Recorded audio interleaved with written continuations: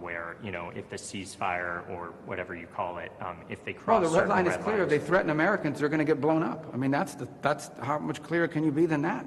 If you are a missile launching guy, whatever they call that job, and you're sitting there and you fire a missile at the United States and we saw you fire it, we're going to hit you. Of course we are. Who doesn't do that? Unless you want to get your ship sunk. I mean, we're not going to let our ships get sunk by the Iranians with their little, you know, their drones that they're firing. You know, they don't have a navy anymore, but they bring out these little Boston whaler fishing boats and they try to swarm you. We're going to blow those boats up if they're coming towards our boats. I don't know if that's a red line, but I hope they know it is by now. So if I were one of these Iranians on a fast boat and they tell you, hey, your mission is to go after a U.S. destroyer, you're probably not going to survive. I think that's a red line. Can I also go back to European reaction? You know, when we talk to... And I mean, if you have any questions, this guy's like a monopoly over here.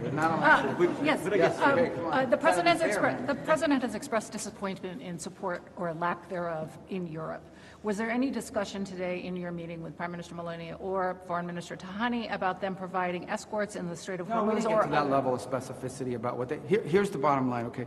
Everybody says Iran is a threat. Everybody says that Iran can't have a nuclear weapon. Okay, but you got to do something about it. The president's trying to do something about it. And I don't understand why anybody would not be supportive of that. And he doesn't understand, and rightfully so, somebody would be supportive of that. But here's a more fundamental problem. Iran now claims that they have a right to control an international waterway. They claim that they have a right to control it. What is the world going to do about that? Is the world going to accept that Iran now controls an international waterway? Because if the world is prepared to accept that, then be ready, because there's like 10 other countries that are going to start doing the same thing in their international waterways, or in international waterways near their countries. That's an unacceptable thing that they're trying to normalize. So if the answer is no, we don't think Iran should be able to control the Straits of Hormuz, then the next question is going to be for everyone, well, what are you going to do about it? What is the world prepared to do about it? And we're trying to do something about it diplomatically. We have a resolution at the United Nations that we're trying to move forward, in which the world and the UN will have an opportunity through the Security Council to vote and say, we are not going to allow them to mine the straits, we're not going to allow them to try to control the straits, and by the way, you have a bunch of humanitarian aid that's trapped inside the Persian Gulf and needs to be released and has not been able to move. We're going to give the world a chance to pronounce itself on it. And if Russia or China or some other country decide to veto it, then you know what the impediment is. But the fundamental question every country, not Italy, every country needs to ask themselves is, are you going to normalize a country claiming to control an international waterway? Because if you normalize that, you've set a precedent that's going to get repeated in a dozen other places. And if the answer is no, we don't want to normalize it, then you better have something more than just strongly worded statements to back it up. And that's the point I've made in all of my visits, not just here. I didn't come to Italy just to make that point. I would say that to any country that complains about the Straits, because that's what we potentially are facing unless we get a good deal from the Iranians, and we're waiting to hear that today. Mr. Secretary, can I move to Taiwan, actually? I'm sorry to geographically go around the world. Okay. Parliament just approved a pretty big, massive defense bill today or last night. There was a little bit less than what the president of Taiwan was asking for, but nonetheless, it's a big bill, including money to buy U.S. arms. What is your reaction to that, if any, and specifically in the context of the trip you will be doing with the president next week in China? Well, all I would say in context of the trip next week in Taiwan in specific is the United States, our policy remains unchanged.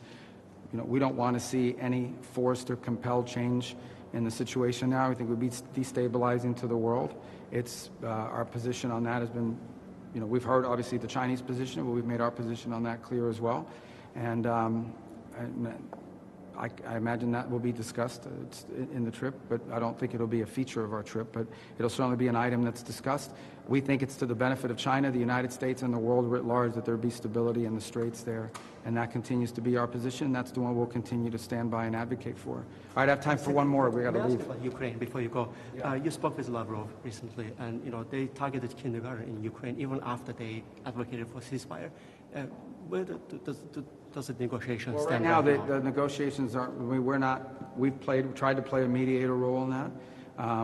So far, it has not led to a fruitful outcome for a variety of reasons. We remain prepared to play that role if it can be productive. We don't want to waste our time and invest time and energy into an effort that's not moving forward. But if we see an opportunity to act as a mediator that brings both sides closer to a peace deal, we'd like to see it. Our position at the end of the day is that this war is a tragedy. Both sides are paying a very heavy price for it, both economic and obviously at a human level. It's destructive, we're against it, and anytime you tell me about strikes and people, or every time I hear about these things, it just reminds us of why this war needs to end. And while we're prepared to play whatever role we can to bring it to a peaceful diplomatic resolution, unfortunately, right now those efforts have stagnated, but we always stand ready if those circumstances change. Can I just Okay, ask guys? one on Yeah, Africa? and then I got to go, and I apologize. One on Africa. I mean, the president committed last year to personally intervening to help try to end the war in Sudan. The Pope, in one of his addresses, called this one of the world's greatest tragedies. Did this come up at all in your discussions, and do you see any movement? Well, we discussed Africa broadly, and of course Sudan being an incredible tragedy. We've been heavily engaged through that Quad process. Obviously, Sudan has become in some ways sort of a proxy engagement between multiple countries who are behind some of the elements that are fighting. There are other countries that are not directly involved but have allowed their national territories to be used as a way to ship weaponry. We recently had a pretty positive announcement for the first time on a statement of principles, but we have to give it some action. What we've really been focused on in Sudan is sort of establishing a humanitarian ceasefire that allows us to provide aid to people that are suffering tremendously there, but not doing so at the expense of a broader deal. So we do want the humanitarian ceasefire where we can identify a number of communities that are safe havens for the distribution of humanitarian aid for what is one of the world's worst humanitarian crises ever. But you can't do that unless you have the security to be able to provide the aid.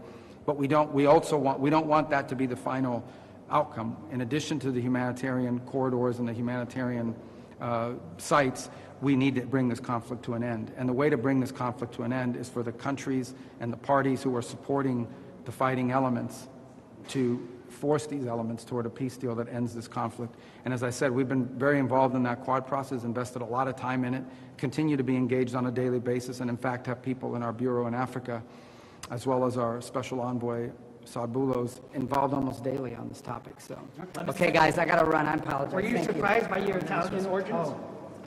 Mr. Secretary, were you surprised by your Italian origins? well, not surprised today. I learned about it in 2017 when PBS did a Finding Your Roots special. Okay. That's where I found it. Okay. How about the 2028 buzz? Any comment on that, sir? कर रहे थे उन्होंने कहा उम्मीद है Iran मुस्बत मुज़ाकरात की तरफ आएगा